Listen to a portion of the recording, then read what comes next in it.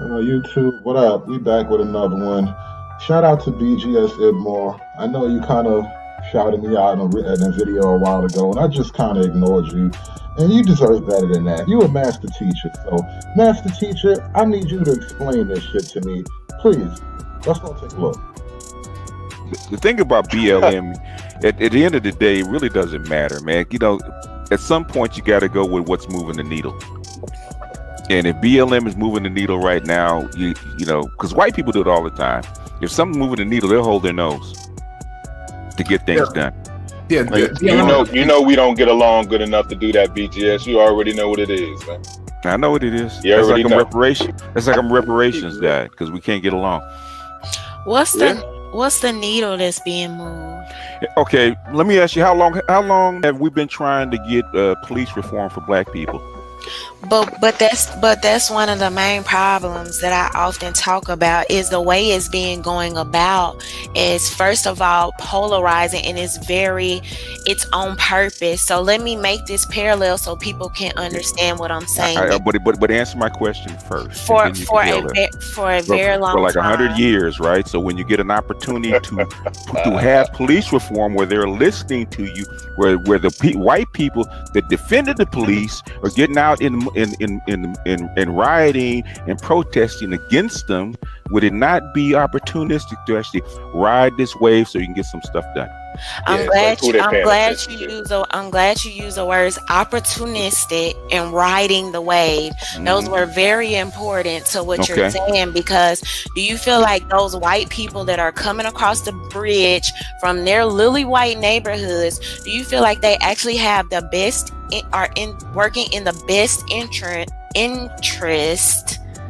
of these black people? No. You really feel that? No, I don't. Absolutely not. So therefore, follow me, because this is where I was about to say I'm making this parallel. Okay. If they do not actually have the best interests of black people in mind, how are they benefiting you? In other words, okay, is that a question, or is that one question, or you got two more questions? No, you can go ahead. How are they benefiting? In other words, if they're changing laws, like for Breonna Taylor, because they got out there, guess what they did? They suspended no-knock warrants for all the people in Louisville, Kentucky. In fact, the whole state of Kentucky.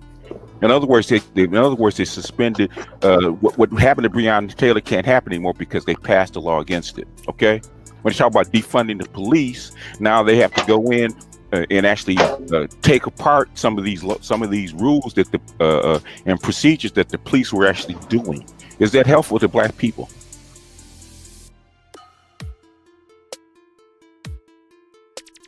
According to her crew, the drugs were dropped off at Breonna's house. The cars that the crew used were rented by Breonna. The money after the drugs were taken from her, the address where she lived, were taken to the trap house. Then the money that was accrued was then brought back to her house, whether the goddamn fucking Lucky Charms leprechaun was doing it or not. It was done at her house. But I was trying to ask this question real quick. So since we would be expecting to ride the waves, how far do we go as black folks to support them? To support the white people in the streets? No, BLM. Whether you support them or not, it's going to keep moving. It's a freight train at this point. No, but the thing is, I have a feeling that they're going to be like, okay, well, since we're in the driver's seat, we need something from you. You think they're going to be asking that, or you think it's from what? From what? Financially, or what do you? I have no idea. In other words, we could do two things, and we already have done it, but just from partially this platform, right? Remember when I put out that stuff about Soros being behind BLM and funding it? Yes. They look at stuff like this. Guess what they did? They erased the first charter that they had. Now you see, now they see more black men being put in positions of power in BLM. Okay, you can. In other words, BLM is not strong enough to resist change, right? Okay, That is a fact. we can. In other words, You can shape it. You can shape it. To white people, all it is a hashtag, right? They don't care about Marxist, lesbians, whatever. You know, they could care less, right? The thing is, it's a rallying point because they're tired of getting locked down of COVID-19, right? So they need a reason to get out in the streets other than I'm just bored about being in the house and I don't like being out of work, right? So this is the reason. Okay, so BLM rode the wave, right? BLM wasn't in any kind of authority or any kind of favor until George Floyd got killed on film. They're always gonna want something, right? They're gonna want political power. That's what BLM is, a vehicle for political power for certain people, right? I'm not even gonna say who they are. So this is my question to you, because I want to make sure that I'm understanding you correctly. So you're saying people are using us or using BLM. You know that they are. You know that they have other agendas and vested interests. But however, you feel like since the moment is open, let the people that are using us just do it because we may get something out of it. Who is us? Who is us exactly? In other words, would you like to be dragged by the car or would you like to be in the passenger seat? The clip that you just heard was from Roland Martin's YouTube show, and he was interviewing Ice Cube about his contract with Black America and the allegation that he was actually working with Donald Trump and the Republicans to get him elected, which, as we heard, is not true. But that aside, that's not really what I want to talk about. I want to talk about the interaction between Alicia Garza of Black Lives Matter going back and forth with Ice Cube. And what struck me is the arrogance that she had and almost the disdain that she had toward Ice Cube, even though Ice Cube was trying to do something for Black Americans and working in parallel with her. And you would think that no matter who does it, if you're trying to get something done, it doesn't matter who gets it done. All that matters is that it gets done.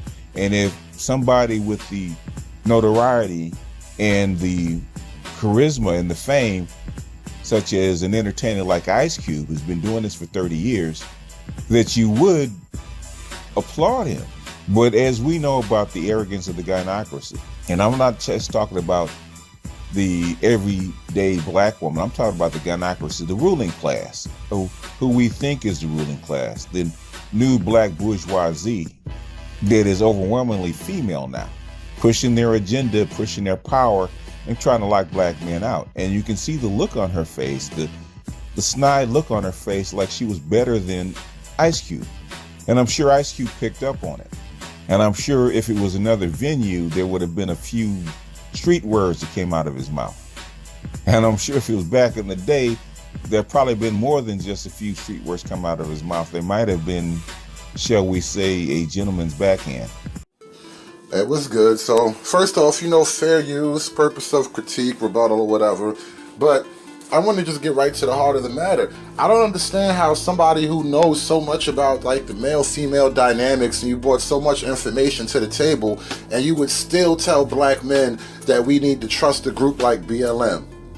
And oh well, they took off the anti-patriarchy stuff and now they're trying to hire some male leadership. I'm not buying it, and I don't know why you buy it. Why do you think BLM is gonna have anything good for the average Black man? I mean, look at how they treat Ice Cube, and Ice Cube he's supposed to be one of them. He's a Black militant, he's a leftist, so it's like, what makes you think if the rich man, the actual powerful Black man who can get things done, if they treat him like that, what does that say about the average Black man and his contributions for BLM? What do they want from you? All they want from your average rank and file Black men is obedience and attack dog. They want us to be the muscle, and I don't want to be the muscle to man-hating lesbians, all right? And even if, as you say, a lot of white America doesn't care about the Marxist lesbian stuff, your average black men do. Okay, your average black man isn't fond of women who hate black men or have no use for black men. So BGS, please, Master Teacher, explain this part to me. Why should the average black man trust BLM with our political fortunes, or the black community by extension? Let me know.